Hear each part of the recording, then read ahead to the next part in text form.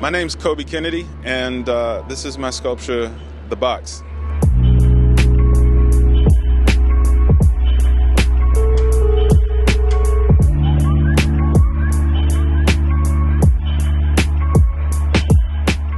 The Box is my response to the story of Kalief Browder and what happened to him.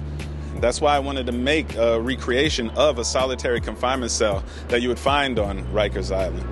And I wanted it to be fully public art so people can just come up on it and it'll interrupt their daily lives. And what all of us humans do, we see something like this and we imagine ourselves inside it. He stayed strong for so long, for years, and fought for his innocence. They were gonna let him out. They said, just say you're guilty and we'll let you go. And he refused to do that on the principle of it. And that's why I wanted to sandblast on the piece one of his quotes where he said, the way I looked at it, if I got to stay here just to prove that I'm innocent, then so be it. And that's what he did. That's the kind of perseverance that really inspired me about his story.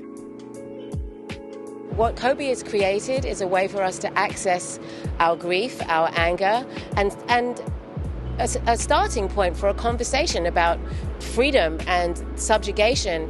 I'm aggrieved by the story of Kalief Browder. So what this actually did for me was some catharsis of some kind. You know, every time we place these works, it's a protest. We couldn't be more pleased to have it in front of the National Center for the Preservation of Democracy, which is the place that we gather people together to talk about issues that relate to race, to talk about issues that relate to justice, to inequity, to social change, and the ongoing fragility of democracy in this country.